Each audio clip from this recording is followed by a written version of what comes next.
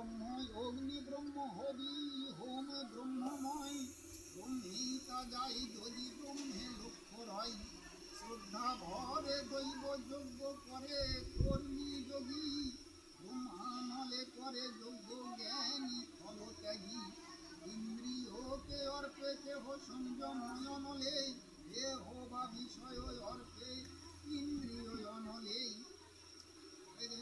ব্রহ্মা অগ্নি ব্রহ্ম home ব্রহ্ম কর্ম ইয়াতে আপনার মহাভারতে লিখছেন সারি ঋণ লইয়া মনুষ্য দেহ ধরে ঋণ পার হইলে মুক্ত বলে ধরে চারটা ঋণ কি বলিচ্ছে একটা বলিচ্ছে যোগ্য করে দেব ঋণ হইবে পার যোগ্য যেমন এখানে একটা যোগ্য করেছেন যেগুলা নিবেদন হবে না ঈশ্বরের নামে নিবেদন হবে ওদেরই উচ্ছিষ্ট পায় ওই দেবগণই যজ্ঞ করলে ওই দেবগণ উচ্ছিষ্ট পায় যত দেব আছে স্বর্গে নাকি দাদা এই যে 7টা বার আছে 7টা ওই দেবের নামে 7টা মারে বার আর বলছে মণিগণে খুশি দেব হয়ে বতাসায় 4টা ঋণের মধ্যে পিতৃঋণ পার হইবে পিতৃপিণ্ড দিয়া মনুষ্য হইবে পার অতিথি ধনী দিয়া বলি না যে অতিথি নারায়ণ তাই বলছে মনুষ্য হইবে পার অতিথি ধনী হরে কৃষ্ণ এর মধ্যেও অনেকটা এই লাইনটা হরে কৃষ্ণ জ্ঞানের প্রভাবে আত্মসংযময় নলে ইন্দ্রিয় মনাদি কেহ দহে কৌশলে যোগ্য যোগ্য তপ যোগ্য যোগী যোগ্য করে আধায় জ্ঞানের যোগ্য কহ বা আচরে প্রাণীতে অপান রুধি অপানিতে পান প্রাণায়ামে করে কেহ ব্রহ্ম আরাধন প্রাণে করে প্রাণাহুতি পুনমিতাহারি যোগ্য বিধ সেই জন যজ্ঞে পাপ হরি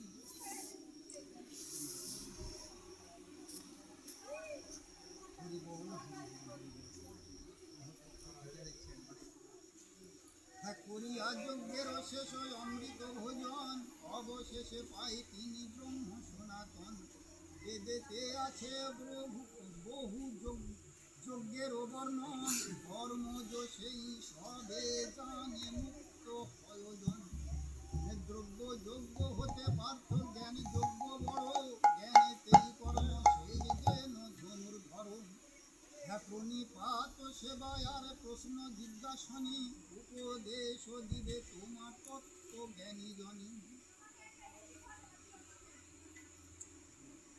লোভী জ্ঞান হে পার্থ মোহ দূর হবে আমাকে অলিজ মধ্যে ভূতাদি দেখিবে যদি বা হইয়া পড়ো বেশি পাপাচারী পাপ সিন্ধু দিবে পারি চড়ি জ্ঞান করি জ্বলন্ত আগুন অনল পার্থ কাষ্ঠভূষ্য করে জ্ঞানাগ্নিও করে ক্ষয় সকল কর্মেরে নাহি কো পবিত্র কিছু জ্ঞানের সমান যথাকালে কর্মযোগী পায় আত্মজ্ঞান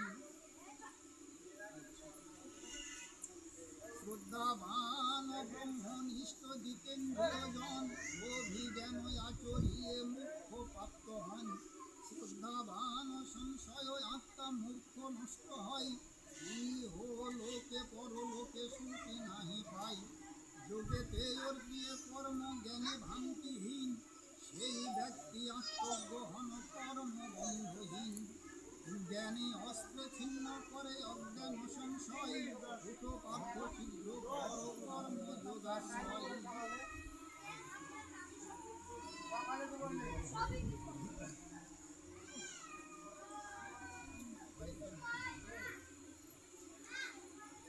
দেখেন আমরা বলি না সত্য কথা দাপট করি 4টা যুগের কথা বলি না কিন্তু এই 4টা যুগে 24 ঘন্টার মধ্যে আছে বিশ্বাস করবেন ওই 4 যুগ কিন্তু 24 ঘন্টার মধ্যে কোন কোনটা আমি বলে দিচ্ছি দেখেন মিলে দেখেন রাত্রি 12টার পর থেকে সূর্য উদয় পর্যন্ত এটা হচ্ছে সত্য যুগ কেমন করে দেখেন রাত 3টার থেকে মুনি ঋষি ওরা স্নান ধ্যান করে ব্যস্ত, আঞ্জলিক পূজা অর্চনা যারা ব্যস্ত। চোর যদি চুরিও করতে যায় 12টার পর সারা শুনতে পারে, ওরাও ভগবানের কাছে কান্দাকাটি করে, ধরা না পড়ে ভগবানের কাছে কান্দাকাটি করে। আপনারা যে কাতি মাসে যে দামোদর পালন করলেন, ধান করার সময় উঠেছিলেন, ওই টাইম হচ্ছে সত্য যুগ। সূর্যোদয়ের 1 ঘন্টা 36 মিনিট আগে বলা হয় ব্রহ্মযুগ। ওই সময় যদি কোনো কর্ম করা যায় সেটা মনে করেন একবার অফ হয়। ঈশ্বরের যদি কোনো কর্ম করা যায় তাহলে অফ হয়। একটা জ্ঞানেরও বিষয় আছে, ওই সময় যদি কোনো সন্তান সন্ততি সেইভাবে ভগবানের কাছে কামনা করে প্রার্থনা করে, সন্তান ভক্তিমতী হবেই। এটা হচ্ছে সত্য যুগ। রেখা যুগ হচ্ছে যুদ্ধের যুগ, ওটা হচ্ছে রেখা যুগে গেছে সাধন ভজনের যুগ। তাই সাধন ভজন করছে, কিন্তু আপনারা করেছেন, মুনি ঋষিরা করেছে, সবাই করছে ওই সময়। রেখা যুগে যুদ্ধের যুগ। আচ্ছা দেখেন তো, বেলা ওঠার থেকে বেলা 12টা পর্যন্ত আমরা মেয়ে ছেলে বলেন জ্যাঠা ছেলে বলেন, দেখেন তো যুদ্ধ মানে সংসারের যুদ্ধের ব্যস্ত আমরা। দেখেন তো প্রচুর ব্যস্ত না, খাওয়ার শুদ্ধ টাইম পাওয়া যায় না। এখন ধান কাটাকাটির সময় আরো সময় নেই, আরও সময় নেই, কি যুদ্ধ আরম্ভ হওয়া যায়।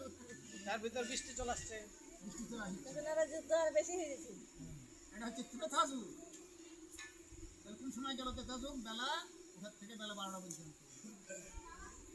বেলা 12টার থেকে আবার সন্ধ্যা পর্যন্ত ওটা হচ্ছে দাপর যুগ, সাধন ভজনের যুগ। এটা দাপর যুগ, ধ্যানের যুগ, সাধন ভজনের যুগ না, ওটা যজ্ঞের যুগ না। যজ্ঞ করে নি, যজ্ঞের থেকে মনে করেন দ্রৌপদী উঠলো, যজ্ঞের থেকে অমৃত কিনবার লাগে লক্ষ্মী উঠলো, সরস্বতী উঠলো, বিষ উঠলো, হাতি ঘোড়া কত কি উঠলো যজ্ঞের থেকে। ওটা হচ্ছে যজ্ঞের। আচ্ছা বলেন তো মা, আপনারা বেলা চলে গেল তাড়াতাড়ি ঘর ঝাঁট দেওয়া লাগবে, হাঁস মুরগি তোলা লাগবে, গরু বাছুর তোলা লাগবে, এরকম হয় কিনা বলেন তো? আমরাও কিন্তু পাড়াপাড়ি করি যে কাজটা শেষ করতেই হবে রে, বেলা চলে যাচ্ছে কাজটা শেষ করতেই হবে, এরকম হয় না? হয় না? আর একটা দাপর যুগ। আর কলিযুগ হচ্ছে আবার মিলে, দেখেন মিলে কিনা, বেলা ডোবার থেকে আবার রাত 12টা, আবার রাত 12টা।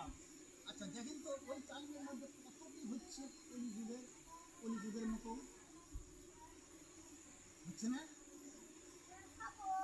সন্ধ্যার থেকে রাত 12টার মধ্যে কত কি হচ্ছে, এগুলো ভেঙে ছেড়ে বলা লাগবে আবার। চিন্তা করেন এই 4টা যুগ এরই মধ্যেই আছে। চতুর্থ অধ্যায়ে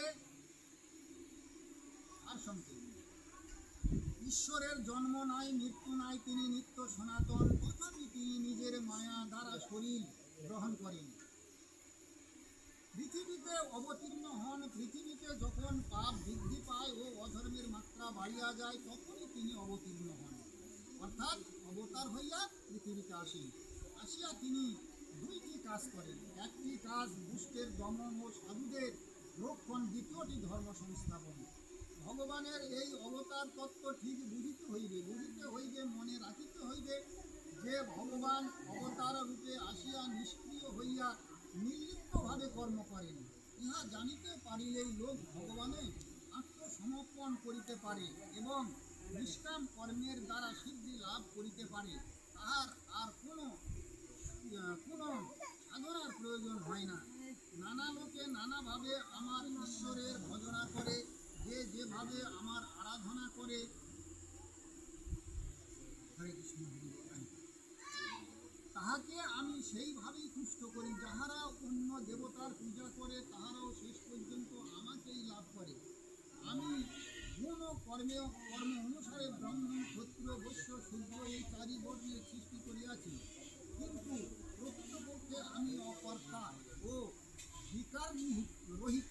পূর্ববর্তী মুক্তিকামী ব্যক্তিগণ এইরূপ কর্ম করিয়া গিয়াছেন, তুমিও সেই আদর্শে নিষ্কামভাবে কর্ম করো। কর্মের 3টি স্বরূপ: কর্ম, অকর্ম ও বিকর্ম। কর্ম মানে বিহিত কর্ম, নিষ্কর্তব্য। কর্ম মানে বিহিত কর্ম, সংসারের যেটা কর্ম করেন